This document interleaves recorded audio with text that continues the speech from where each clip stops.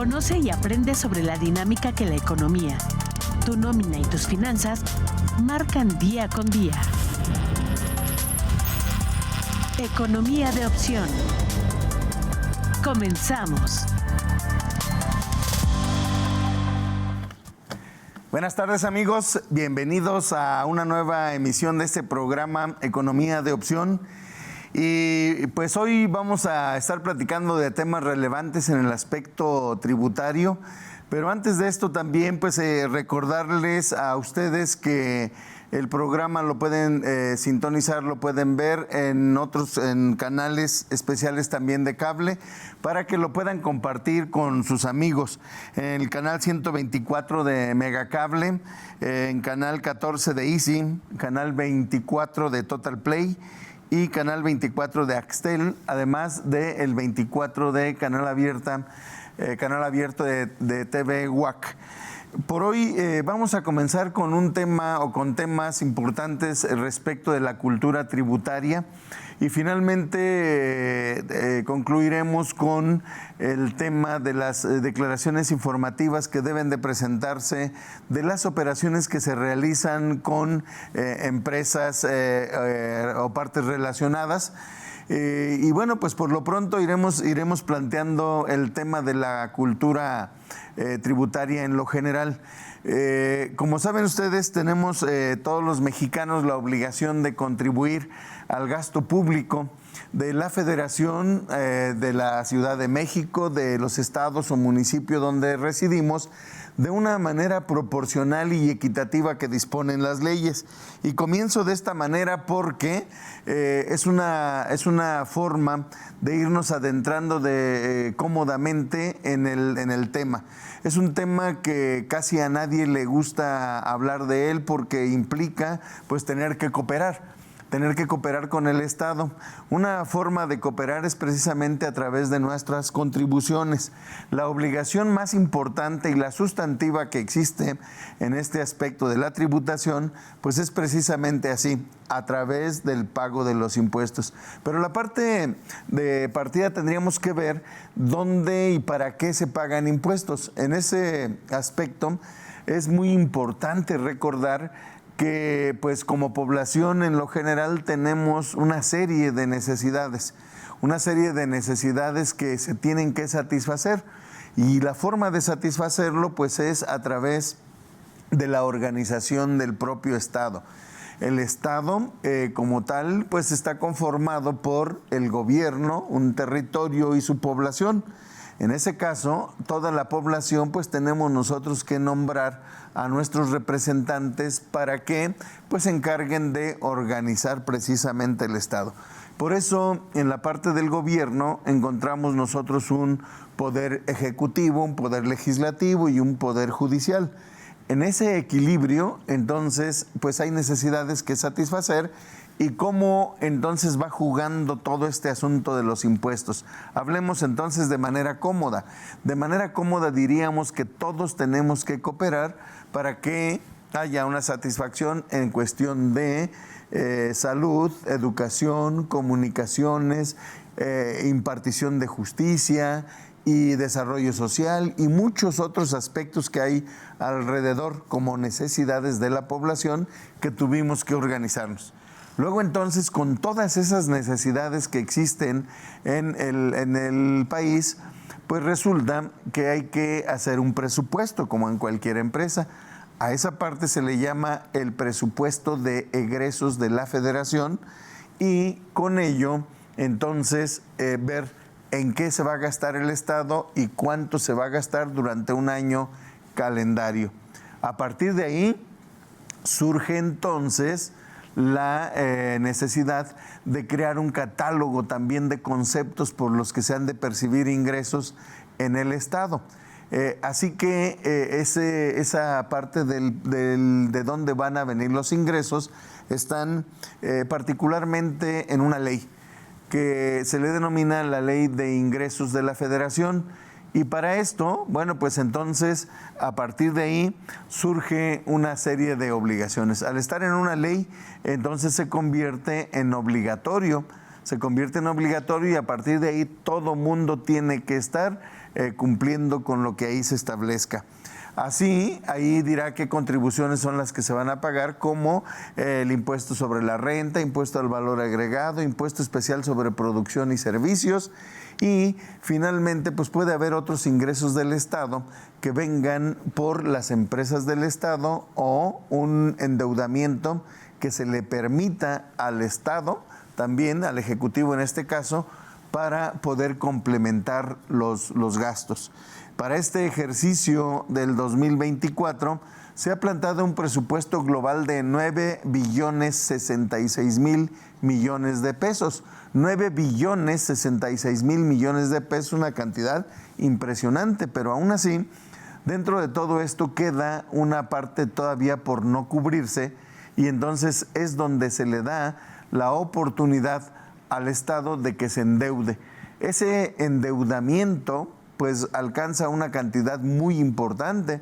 ¿Por qué? Porque en este año se le da oportunidad de que se endeude hasta 1,9 billones de pesos. Es una cantidad muy importante respecto de la totalidad. Y bueno, pues a partir de todo ello, en la obligación sustantiva está precisamente el cómo vamos a tener que pagar. Para cumplir con esa obligación sustantiva, las leyes van a plantear entonces también obligaciones. Y esas otras obligaciones a las que me refiero son obligaciones formales. Esas obligaciones formales entonces implican la manera en la que vamos a ir cumpliendo. Y para ello entonces me referirá a la ley que deba de presentar avisos de inscripción, avisos de cambio de domicilio, declaraciones periódicas, en otros casos, declaraciones informativas. Y esas declaraciones informativas se convierten en un vínculo muy importante también de los contribuyentes para con el Estado, para poder decirle qué es lo que estoy haciendo. Así que periódicamente presentamos declaraciones informativas de operaciones con terceros, una declaración del pago del impuesto al valor agregado y toda esa parte que finalmente sirve para dar cumplimiento a una obligación.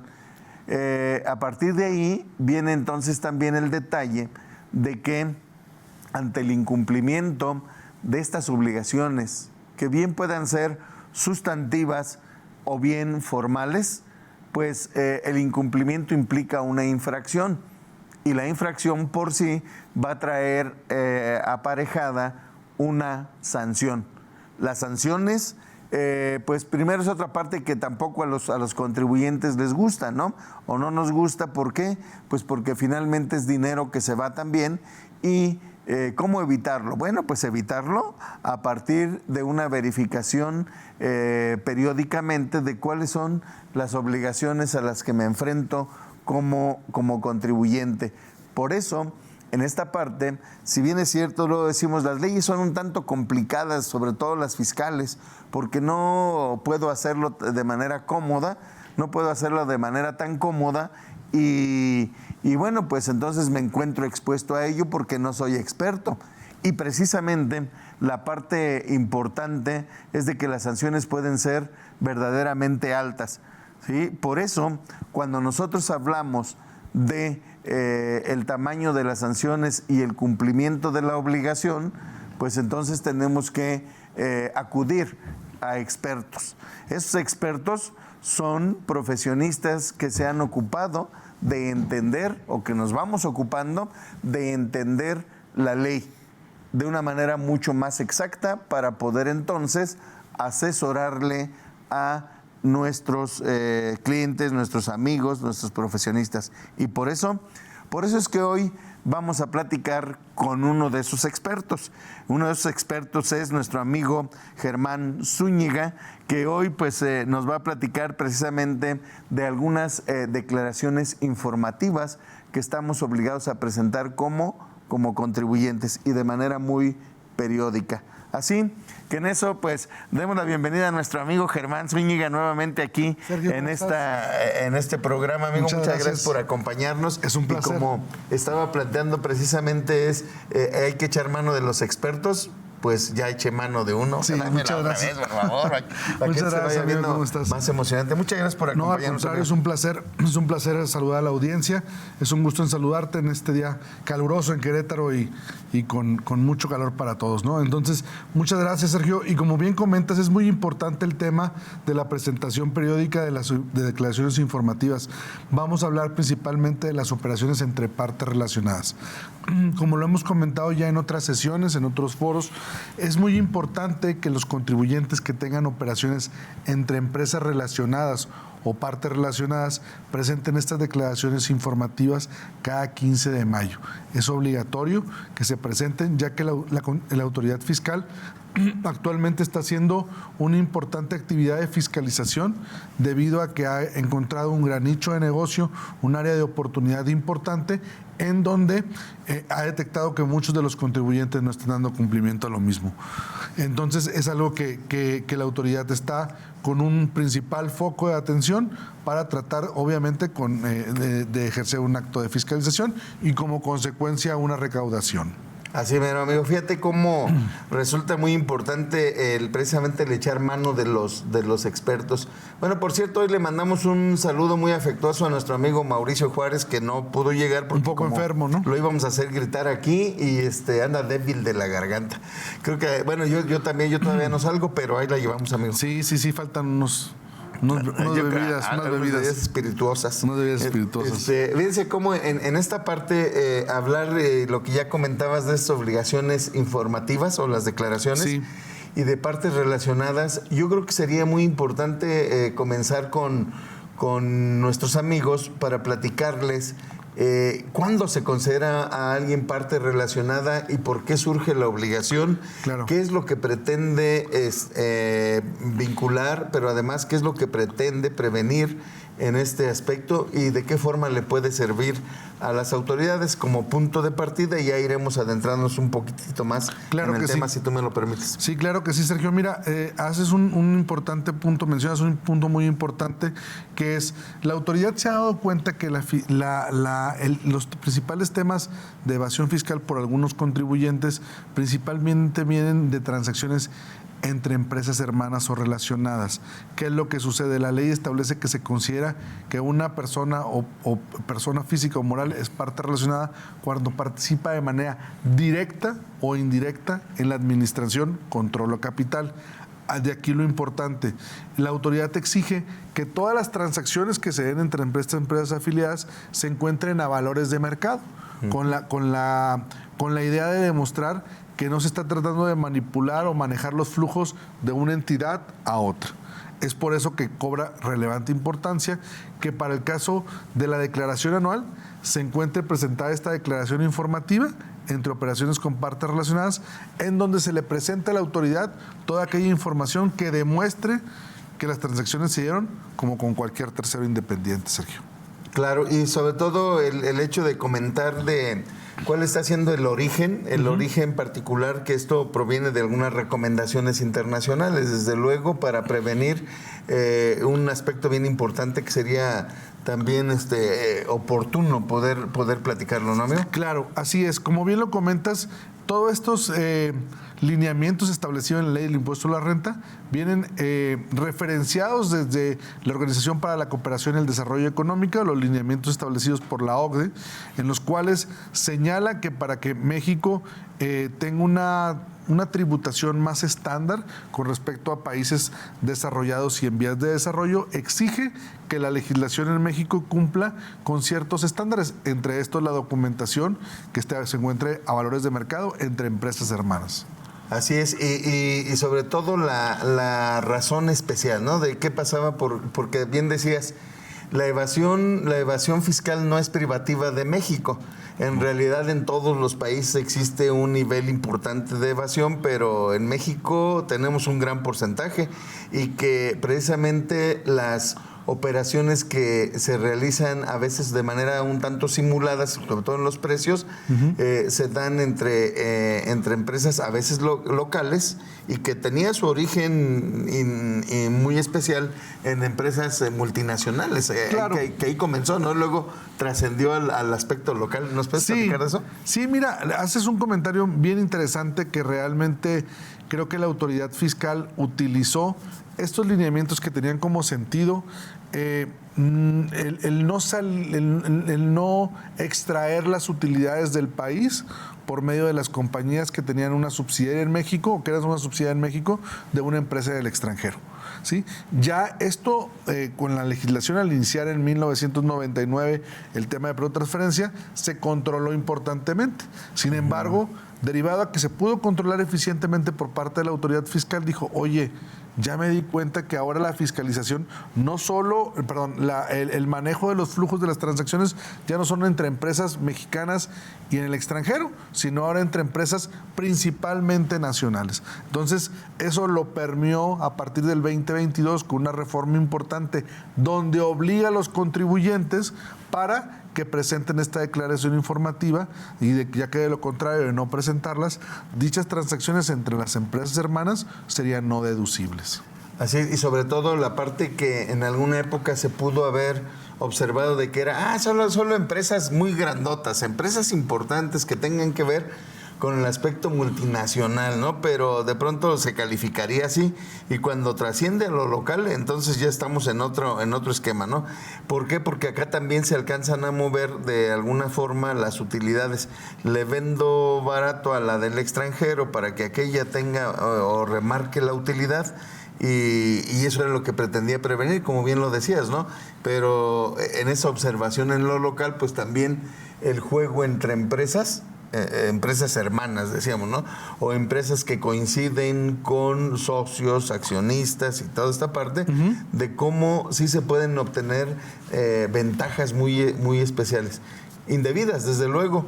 O quién sabe, también allá ya sería una cuestión también de criticar y calificar esa figura, sí, porque hasta dónde puede estar prohibido o no, que la parte es, no está prohibido, está regulado. Sí, ¿sí? Aquí la autoridad lo que hace es que te facilita al contribuyente que circule dentro de un rango de valores de mercado en la utilidad en la que él pacta su transacción con su empresa hermana. Es decir, si yo tengo con mi empresa hermana que le cobro el costo del servicio más un margen de un 5%, solo por ponerlo en un ejemplo, la autoridad no te dice, oye, compárate y tienes que tener el mismo margen que tuviera un tercero. No, compárate, determina un rango de valores de mercado y juega en ese rango. Si el rango va, pongamos un ejemplo, de un 3 a un 8 y yo obtengo en una transacción con mi parte relacionada un 5%, al estar dentro de valores de mercado, la autoridad me faculta a que tenga palomita en esa transacción, ¿no? O sea, te permite oscilar en ese rango de valores de mercado. Entonces es lo que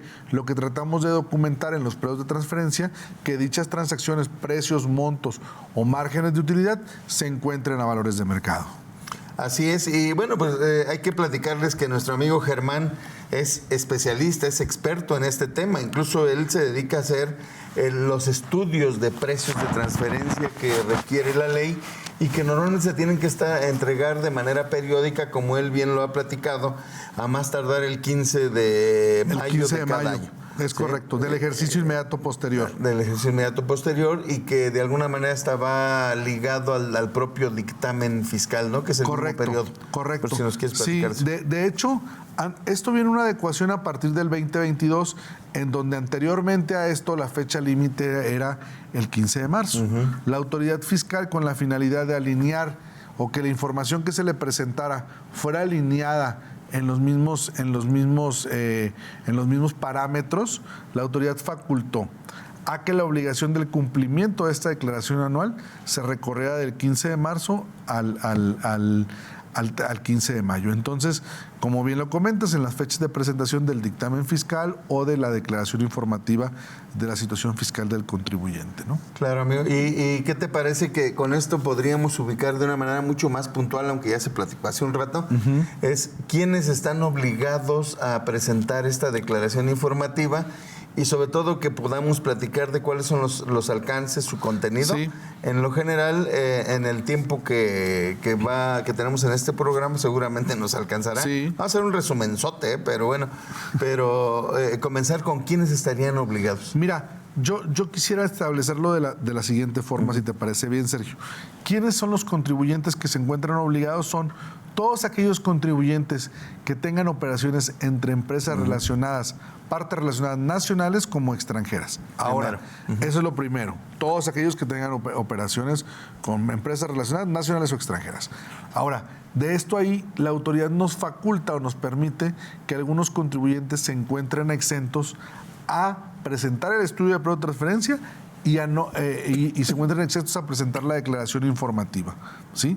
¿Cuáles son estos contribuyentes que se encuentran exentos? Aquellos que en el ejercicio inmediato anterior sus ingresos totales fueron inferiores a 13 millones de pesos. ¿Sí? Es decir, si yo en el ejercicio inmediato anterior tuve ingresos, no solo con mi parte relacionada, ingresos totales menores a 13 millones, podría no presentar la declaración informativa y no preparar el estudio de prueba de transferencia. Ojo, esto no me faculta para que yo no pacte las transacciones a valores de mercado. Las transacciones deben de estar a valores de mercado, sin embargo, lo único que me faculta el límite, el no llegar al límite de los ingresos en ingresos, es a no preparar esta documentación. ¿Sí? O sea, hay que ser claros porque ha habido algunos contribuyentes que se me acercan y me dicen, oye, si tengo menos de 13 millones, ¿ya puedo ponerle cualquier precio? No, no es así. No puede ser arbitrario por ese simple sentido. Sí, es correcto. Sí, y se convierte en algo realmente importante que finalmente esto tiene que entrar o estar siempre de lo razonable, que es lo que busca realmente. Correcto. Es que sea razonable de que si yo le puedo vender, yo tengo, como bien decías, tengo un costo de producción de 100 y normalmente mi margen para esa utilidad bruta alcanzaría 30 en cualquier otro sentido y para otros clientes, pues con los que estoy perfectamente relacionado, pues deba de mantener la misma proporción.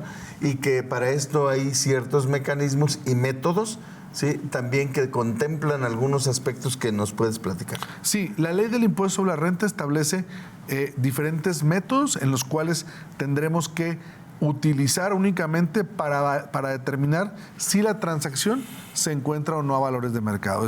Son 6 métodos específicamente que la autoridad dice, bueno, tú como contribuyente podrás utilizar alguno de los métodos en los que demostrarás si dicha transacción se encuentra o no a valores de mercado.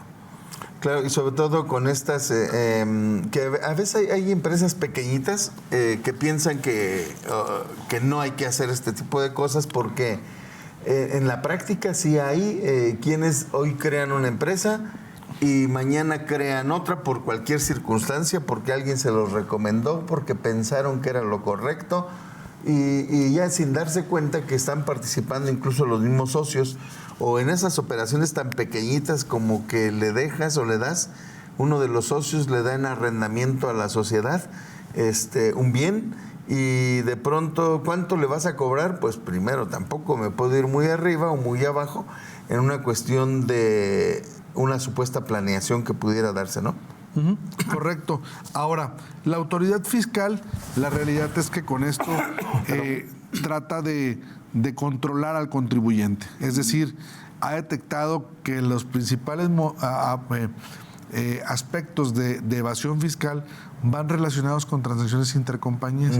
¿Para qué? Para el aprovechamiento de algunas pérdidas fiscales que están a punto de vencer, para algunas conveniencias, incluso hacer algunos retiros por parte de los accionistas, por algunos conceptos, ya sea por arrendamiento, por servicios, por intangibles, que hacen que el contribuyente le haga llegar también en alguno de los casos asimilados a salario, alguno de los casos llegar al contribuyente ciertos flujos, ¿no? A los accionistas principalmente. Sí, y sobre todo también contemplar con nuestros amigos el ver qué tipo de documentación es la que debe de estarse preparando constantemente para que, llegado el momento, cuando tenga que proporcionárselo a un experto para que haga ese estudio, pues entonces lo pueda tener a la mano y además correctamente preparado, ¿no? Sí, la información que tenemos que tener es toda aquella documentación que nos permita demostrar, en caso de una revisión a la autoridad fiscal, aquellos elementos en donde yo demuestre que el precio que le pacté a mi parte relacionada es idéntico al que pacté con terceros independientes en una operación similar. Voy a poner un ejemplo muy recurrente que se da en muchos contribuyentes actuales. El caso de las gasolineras. Las gasolineras normalmente ellas tienen un precio fijado, digamos el que está en la pantalla antes de llegar al local, y para los diferentes productos, ¿no? Y le venden a terceros independientes el producto a un precio X, al que está ese día, ¿no? Entonces, resulta que tenemos contribuyentes como ellos que además de venderle a terceros independientes, le venden también a compañías del grupo, Sergio. Es un ejemplo que pongo, ¿no? Y bueno, el punto es cómo podemos demostrar que le vendieron el producto al mismo precio. Bueno, si se pactó al mismo precio que se le vende el combustible a una parte relacionada que a un tercero independiente, las facturas que se tienen podrían ayudar a demostrar que el precio al que se pactó está a valores de mercado.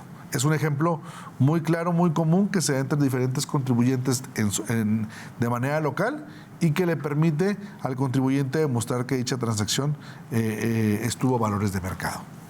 Así es, y sobre todo en esta parte de ubicar perfectamente si me encuentro en los supuestos o no de presentar la declaración, como bien decías, para que con ello podamos encontrar... ¿hay algunas resoluciones particulares hacia los contribuyentes que le permitan ser más exhaustivos en la información o no existe? Sí, la autoridad fiscal cada vez está siendo más incisiva en el tema de la información que se recaba, principalmente en la información en donde el contribuyente ya no solo debe de un simple CFDI es suficiente para demostrar que la transacción se encuentra a valores de mercado. La autoridad va muy enfocada a que le prepares toda aquella documentación que le demuestre que existió sustancia en la transacción, coherencia, independencia, además de que la transacción se encuentra o no a valores de mercado, Sergio. Muy bien, y bueno, seguramente estaremos identificando algunos conceptos especiales como a lo que ya hemos identificado como esta erosión de la base y todas estas maravillas que hay alrededor. Y sobre todo el poder ahondar en alguno de los puntos que tú quieras tomar ahorita antes de que vayamos a un pequeño corte. Tenemos 2 minutitos todavía, entonces te puedes explayar. Sí, mira, en esa primera parte.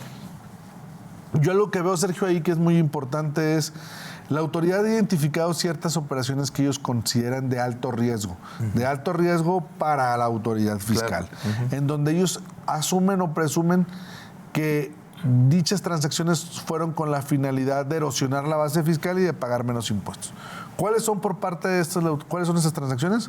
Pago de asistencia técnica, pago de regalías, pago de intereses, pago de servicios y arrendamientos. Son las transacciones que bajo esos conceptos la autoridad fiscal está buscando identificar y presentarle al contribuyente como unas opciones que para ellos son de alto riesgo, ¿no? Entonces, cuando ellos las identifican, ¿qué es lo que hace la autoridad fiscal? Inmediatamente los pongo como foco de atención para revisar si son correctas o no correctamente pactadas dichas transacciones. Y sobre todo que muchas de ellas tienen que ver con aspectos intangibles y que no basta en todo tiempo con que yo diga, pues es que yo le quiero cobrar regalías de X cantidad porque yo quiero tanto mi marca, mis distintivos y todo, que con ello dijera, pues lo quiero tanto que vale todo eso. En realidad tendría que ser algo tan razonable, o incluso la propia asistencia técnica, la que hacía referencia de cómo tiene características muy, muy importantes respecto del concepto que implica la asistencia técnica, y resulta que estoy dando asistencia técnica cuando no tengo ninguna expertise en cierta área. Entonces se tiene siempre que ser muy razonable, y que en algunos de los casos tiene que ver con definiciones muy precisas y que si bien es cierto en lo intangible y lo tangible, tenerlo en México como con empresas multinacionales a veces nos lleva con aspectos incluso de tratados internacionales o convenios para evitar doble tributación donde se da cierto margen también especial. Entonces con ello pues en el siguiente bloque estaremos ahondando un poquito más en el tema con algunas puntualizaciones y pues los esperamos ahorita enseguida de nuestro corte y nos vemos en un momentito. Muchas gracias. En un momento regresamos. Continuamos en Economía de Opción. Muchas gracias, amigos. Bienvenidos a esta segunda parte de nuestro programa. Y como se habrán dado cuenta, pues el tema da para mucho y además es absolutamente relevante. No es restrictivo para empresas enormes, para empresas grandísimas, sino que basta a veces con que se tenga la característica especial del vínculo, ¿sí? El hecho de que sean partes relacionadas y cómo a partir de ahí pues puede venir una serie de obligaciones. En esa serie de obligaciones la parte tan especial tiene que ser la parte sustantiva. La parte sustantiva implica la parte, diríamos, fundamental, es que cómo voy a demostrar estas operaciones, cuáles son los alcances, qué documentación tendría que conservar, qué documentación debo de obtener de los otros y creo, entonces, y no lo creo, estoy absolutamente seguro, nuestro amigo Germán pues ha de platicarnos precisamente de esos temas. ¿Cómo ves, amigo, en esta parte de la sustancia? Sí, así es, Sergio. Mira, un tema bien importante que mencionas. La autoridad fiscal es cierto que evalúa, en el caso de las transacciones entre partes relacionadas, el tema del valor de mercado. Es muy importante el que una transacción se encuentre o no con los precios o márgenes de valores de mercado. Es relevante. Sin embargo, a lo que principalmente le he hecho mucho hincapié es al tema de la sustancia, de determinar que si una transacción tenía una razón de negocio, si una transacción entre la compañía tenía una lógica de negocio, una sustancia que era realmente estrictamente indispensable que se diera esa transacción o no. Entonces, la autoridad fiscal está pasando a un segundo término el tema del valor de mercado y en un primer término en revisar que fuera estrictamente indispensable la transacción. ¿Por qué? Porque ahí se da cuenta que al no tener un fundamento, una base sólida, el por qué se ha determinado la transacción, pues eso origina en gran medida que pueda recaracterizar la transacción y, bueno, como consecuencia buscar hacerla no deducible. Claro, y sobre todo, fíjate cómo tocas bien de una manera muy importante el hecho de que sea estrictamente indispensable. Luego, en ese alcance, la gente no lo alcanza a ubicar y qué es lo estrictamente indispensable dentro de una empresa, porque no basta con que tengamos nosotros un documento o un contrato o algo que de pronto parece que lo soporta o incluso el pago, ¿no? Sino que dentro de todo eso habría que demostrar en realidad en la empresa para qué le sirve. La estricta indispensabilidad puede ser tan subjetiva, pero entonces pues nos toca demostrarlo en todo tiempo, aunque también habrá que ver aspectos importantes para eso, ¿no, amigo? Sí, incluso algo que está haciendo la autoridad actualmente es, ok, pensemos que la transacción pueda llegar a considerarse estrictamente indispensable. Lo que la autoridad está exigiéndole al contribuyente, además del valor de mercado, además de la sustancia, es que me demuestres, cuantifiques y califiques el beneficio que recibiste tú como contribuyente al pagar por ese producto, servicio o cualquier tipo de cargo. O sea, que el beneficio que tú generaste al hacer esa erogación fue mayor que el gasto que tú realizaste. Entonces, si no tienes forma de demostrar de manera cuantitativa ese beneficio, la autoridad fiscal, de manera muy fuerte, pues trata de buscar hacer no deducible dicha transacción. Claro, y sobre todo aquí porque en este aspecto de la información que normalmente se presenta, al tratarse de una declaración, nosotros debemos de ser muy puntuales también porque tendrá otra trascendencia también especial. Estoy presentando una declaración ante una autoridad Y cuando presentamos una declaración ante una autoridad, el hecho de que se presente información con falsedad o con simulaciones puede traer consecuencias verdaderamente importantes, que esta declaración también nos lleva en el sentido de cómo tenga que prepararse con una protesta, ¿sí? Se presenta bajo protesta de decir verdad. Tengamos mucho cuidado. Diríamos, en todos los documentos y declaraciones que presentamos nosotros, si no me piden esa frase, pues ¿para qué la pongo? ¿Sí? ¿Por qué? Porque a veces hacemos un escrito así como que queda bonito, y entonces para que se vea más bonito todavía y se lea mejor, le ponemos bajo protesta de decir verdad. Si la ley no te lo exige, si nadie te lo pide, ¿para qué se lo pones? En esta parte sí tenemos que decirles que la información que se presenta es bajo protesta. Correcto. Ahora, algo también muy relevante es, ¿qué consecuencias tiene o qué problemáticas se presentan al momento de que tú presentes, de que no presentes esta información, de que la presentes con errores o que la presentes con omisiones?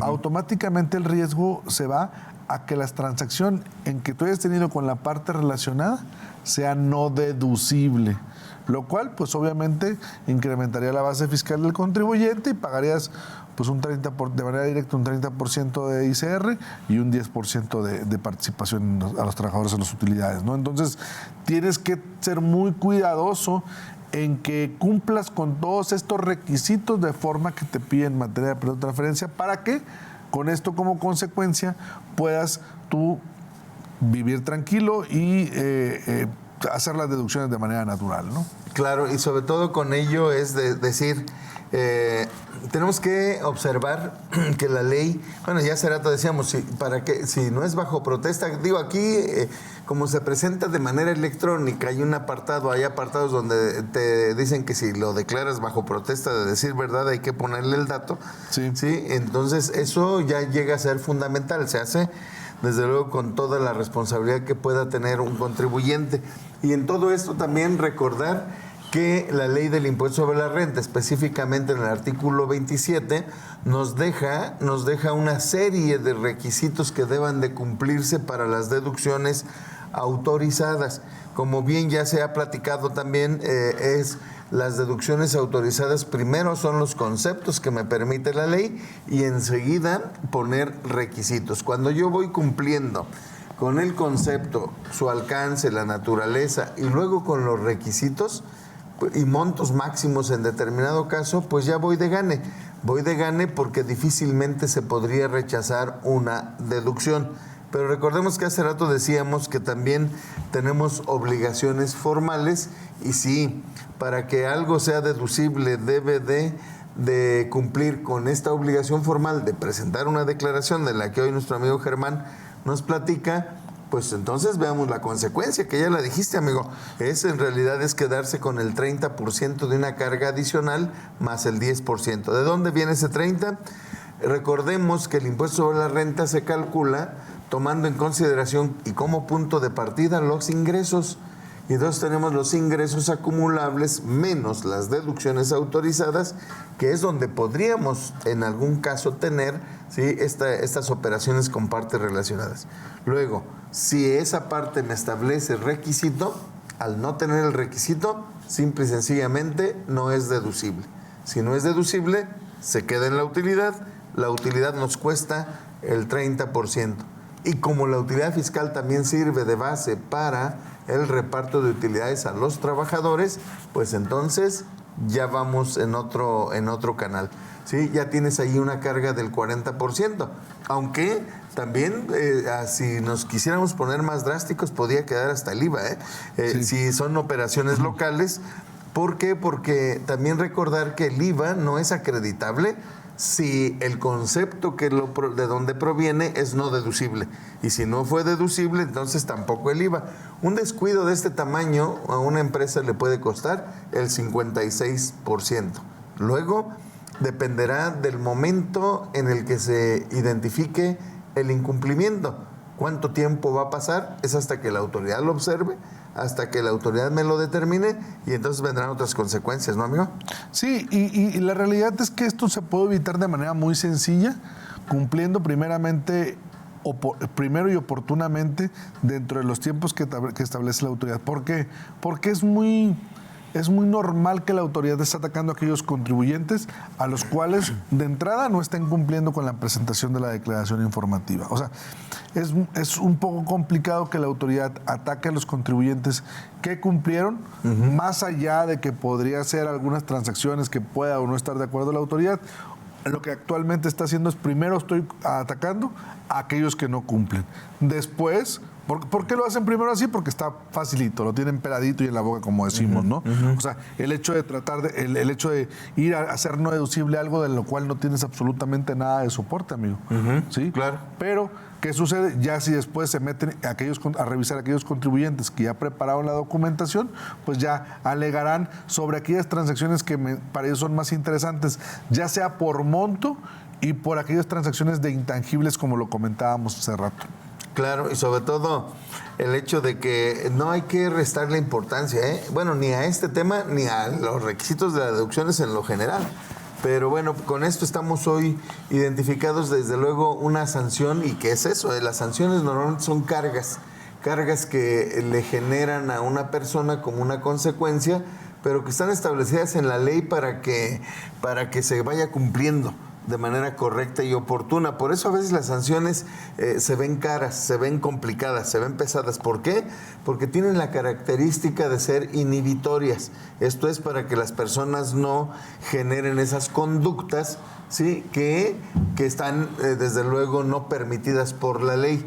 En ese caso, una de las sanciones importantes, ya decíamos, puede ser entonces el que no sea deducible, el que traiga una base mayor, el que no sea acreditable el IVA. Pero, ¿habrá otras, amigo? Sí, bueno, las principales transacciones, los principales aspectos donde nos afecta a los contribuyentes es eso. Hay algo muy particular para aquellos contribuyentes que tienen permiso de importación temporal.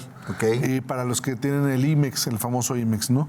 Para aquellos contribuyentes, cuando no cumplen, por ejemplo, en la presentación de una de las declaraciones, que es la declaración local y la declaración maestra, o sea, lo que dice también la autoridad es, si tú no cumples con estas declaraciones en presentarlas en tiempo y forma, yo, autoridad, te voy a cancelar el tema del IMEX. Entonces, aguas ahí, porque no solamente caemos en este 56% del costo fiscal que puede tener, ¿sí? Sino imagínate que te paren para una empresa transnacional o para una empresa mexicana que su principal ingreso es la venta de producto al extranjero y le cancelen el IMEX. O sea, las consecuencias que eso va a tener en cuanto al tema de la facturación va a ser significativo. Entonces, tratemos siempre de ahorrarnos dolores de cabeza, ¿no? Y creo que es algo de lo que tocamos mucho en este programa, no solamente en el tema de prueba de transferencia, sino en los diferentes temas, es ponerle a la audiencia el énfasis en el cuidado de las transacciones, de los aspectos que debemos dar cumplimiento fiscal en las diferentes materias, ¿no, Sergio? Claro, y sobre todo que sí bien trasciende a este aspecto de lo fiscal, pero me parece que también en un aspecto de lo mercantil, de lo económico, de lo societario, pues también le da transparencia en las operaciones para con sus propios socios, ¿no? Sí. Porque dependerán, no siempre son los mismos socios de una empresa respecto de la otra y a veces pueden estarse combinando operaciones un tanto extrañas. Sí, y algo que yo quiero hacer énfasis y que lo toco mucho con los contribuyentes es la utilización de los predios de transferencia no deben de ir en un tema correctivo.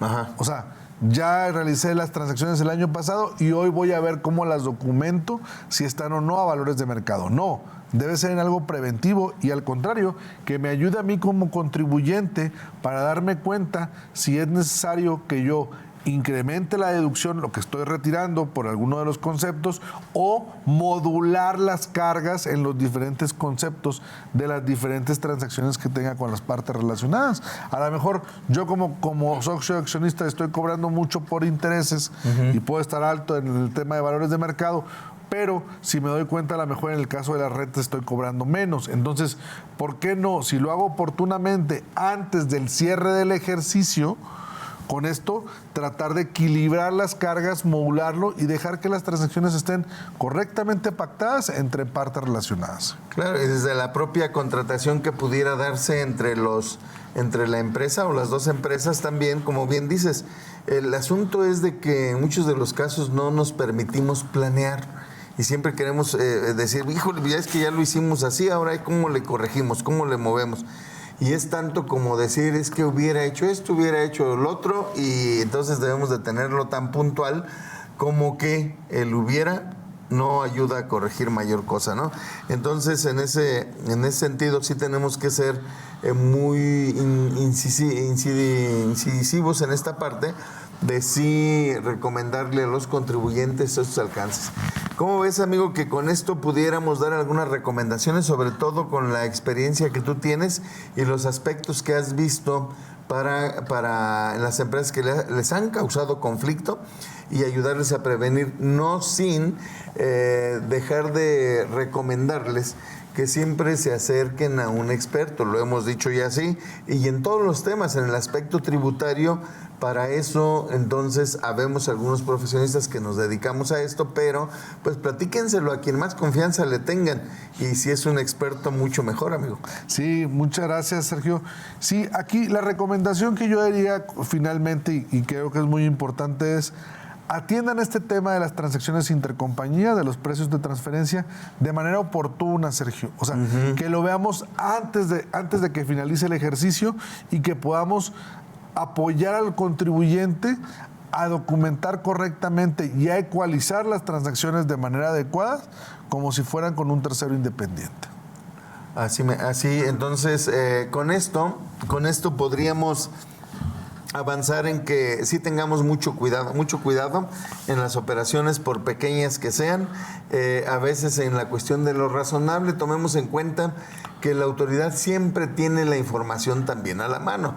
Hoy los sistemas y las plataformas con las que cuenta el Servicio de Administración Tributaria, y sobre todo con el intercambio también de información que tiene con otros países, le permite tener la información en la mano.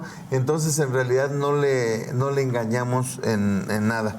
Creo que en ese punto, pues, ser tan exagerados en el cumplimiento, ¿sí? Ver las consecuencias, y antes de realizar operaciones, contrataciones, revisemos esto. ¿En qué empresas coincido? Si mi empresa coincide con otra siendo socia o algo, pues de una vez hay que ir poniéndole una palomita, ese checklist, para saber a qué estoy obligado y a qué no, cuáles son los alcances y cuáles son los cuidados que debo de tener para que así sea mucho más pulcro, ¿no, amigo? Claro que sí. Y mira, yo creo que ahora la autoridad más que nunca tiene toda la información de nosotros como contribuyentes. Creo que cada vez la autoridad está haciendo más una fiscalización muy específica. Me ha tocado recientes revisiones por parte de la autoridad en donde van directamente a una revisión de producto de transferencia, donde llegan y le dicen, no le revisan todas las transacciones, dicen, oye, solo me interesa que me des la documentación soporte por el pago de regalías por uso de marca que le haces tú al accionista principal por estos tantos millones de pesos, y los cuales veo que no tiene sustancia. Entonces, pueden tener muchas transacciones, pero ellos van puntuales sobre lo que quieren y sobre lo que creen que no hay un fundamento. Así es, y en esa parte, ven cómo todo eso se va haciendo realmente esencial en el conocimiento y en la cuestión de la cultura tributaria, y es justamente lo que procuramos aquí en esta parte. Entonces, mandarles los saludos también a nuestros amigos de siempre que nos están sintonizando, y otros tantos más que se van sumando. Recuerden que esto también tiene una repetición, y platíquenlo con sus amigos para que si nos quieren proponer algún tema en alguna ocasión, pues nosotros estaremos procurando tomarlo, y además el poder invitar siempre a expertos como mi amigo Germán Zúñiga, que vamos con esa forma de compartir información muy, muy relevante, ¿no? Que les ayude a tener una salud fiscal, una salud tributaria, y eso nos lleva también con una tranquilidad, sin duda, amigo. ¿Cómo ves? Exacto, principalmente el que podamos dormir tranquilos. Así es, hay algunos que dicen, es que yo quiero dormir tranquilo, es que sí quiero cumplir, ¿qué tengo que hacer? Bueno, lo que tienes que hacer es paga. Sí, paga, cumple. ¿No hay otra? No hay de otra. Sí, no hay de otra, porque luego que pensamos que la forma como es, el mejor contador, el mejor asesor, no es el que te dice que pagues menos, sino el que dentro de todo eso observa y planea para que pagues menos, pero siempre dentro de un marco legal, ¿sí? Dentro de la posibilidad y que te elimine el riesgo en todo lo máximo, que precisamente de eso se trata la economía de opción. La economía de opción nos lleva a que observemos en todos los alcances de la ley cuáles son los caminos que me permiten de manera correcta tener el mayor beneficio. Pero insistimos, siempre de manera correcta, amigo. Correcto. Y bueno, pues creo que son de los puntos más relevantes, Sergio, que hay que considerar. Cada vez la autoridad fiscal aprieta más en el tema de la fiscalización en materia de producto de transferencia. Como lo he mencionado al inicio, es un gran nicho de negocio para la autoridad fiscal y sin duda, pues nosotros como contribuyentes tenemos que cuidarlo, vigilarlo para tratar de mitigar ese tipo de riesgos, ¿no? Claro, y como bien decías hace un rato, es el asunto de los riesgos que hay alrededor, en qué me detienen, qué me afecta realmente, pero pusiste el ejemplo tan importante de las empresas de IMEX, ¿no? Las empresas de IMEX y que tienen algún programa de comercio exterior donde les inhibe o les detiene la actividad económica y entonces, ¿cómo haces si esa es tu principal fuente? Pero otra de las preocupaciones que tienen normalmente los contribuyentes es, ¿y qué onda con mis certificados de sello digital, no? ¿Por qué? Porque eso es lo que sirve también para que nosotros podamos hacer los comprobantes fiscales digitales. Así, el artículo 17H bis del código, pues, refiere cuándo. Y dentro de eso está cuando cometas cualquier infracción y el no cumplir con esto puede tener una infracción cualquiera.